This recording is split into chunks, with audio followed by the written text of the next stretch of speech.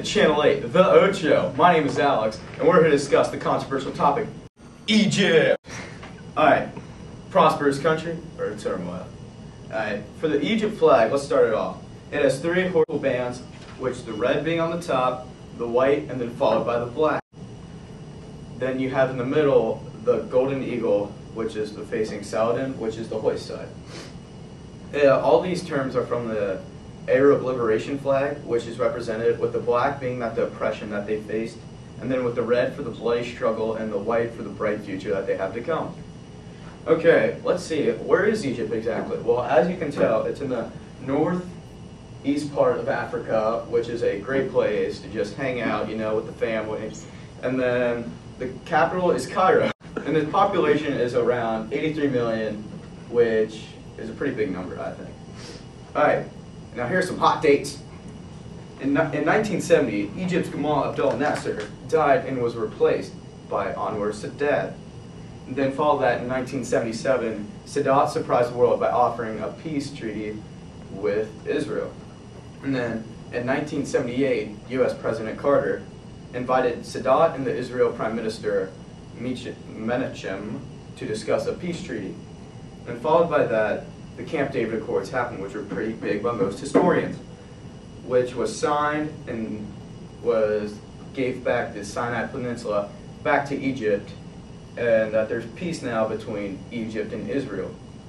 And then in 1981, Sadat was assassinated by some Muslim extremists in Egypt, and then Hosni Mubarak replaced him in 1981. Thank you, and I would like to bring you my colleague, Jake Schweppe. Thank you, Alex. The standard of living in Egypt is quite different to that in America. The infant mortality rate per 1,000 live births is 24 in Egypt as compared to about 6 in America. The life expectancy at birth is nearly 73 years and 78 years in America. The average yearly income in Egypt would never be enough to survive here in the States, with just making $6,500 a year. The average American, though, they make $48,100 a year. The unemployment rate is a little bit higher than ours, with 12% as compared to our 9%. Population below poverty line is 20%, where here in America, our great nation, we have 15% under the poverty line. Now, live from the Great Pyramids in Egypt, my colleague. Hi, this is Jacob Shroud reporting live from the Egyptian pyramids. I'm here to talk about the former regime of Hosni Mubarak. Their government was a democracy, in which there was rigged elections, which Mubarak ruled for several elections in a row. He ruled for almost 30 years, actually.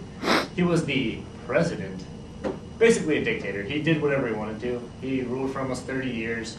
He was Anwar Sadat's VP until he was assassinated by the Muslim Brotherhood, which Hosni Mubarak is still pretty bitter about.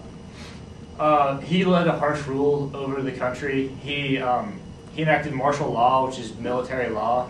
He could basically do whatever he wanted to as the commander-in-chief of the military. He tried to crush the Muslim Brotherhood because he blamed them for Sadat's murder. The Muslim Brotherhood was pretty well liked in Egypt, so the people didn't take this too kindly. He also ordered attack on protesters once they started protesting him. He ordered the murder of thousands of innocent people that were just trying to get their freedoms. He also ordered harsh attacks on the Muslim Brotherhood, as I said before. Other reasons he was widely hated by the Egyptian people. He was charged with illegal deals in Israel, which many of the Egyptian people still don't like Israel. They find them, frankly, that it should be Palestine, not Israel. He also basically made a deal to ship gas to them, which was very disliked with the Egyptian people. Funny thing is, they also didn't like his wife. They thought she wanted his son to rule. They thought she wanted to turn the Egyptian government into an official dictatorship instead of keeping it the democracy, if you could call it that, what they had. To top it all off, really, the people were starving in Egypt. The average yearly income was so low that they couldn't even afford the food. And with the economy failing and the food prices just raising exponentially, people couldn't even afford to put food on the table, so they just wanted to change. And now here's Nishan live from Cairo. Thank you, Shad. As you can see, there have been massive protests all over Cairo. These protests started on January 25th, 2011. They started when a Facebook group called Day of Rage was created, when 90,000 people joined and said that they would take to the streets protesting against Hosni Mubarak's unfair rule. He has been in rule for about 30 years. He has won every election unanimously and has mysteriously had no opposition, and whoever tries to talk up against him has disappeared. But these people are fed up, and now they want to protest, and they are taking to the streets. The past 7 days, the protests have escalated to being a nationwide thing. With worldwide support and international pressure on Hosni Mubarak, he has been forced to resign after only 18 days of protest, and now has gone into hiding in Europe. And back to you at the studio. Thank you, Nishan. Now, with Cartoon of the Day, brought to you by State Farm. Like a good neighbor, State Farm is there. This cartoon is showing that through the Arab Spring, we thought that there would be happiness and democracy in Egypt, but not necessarily.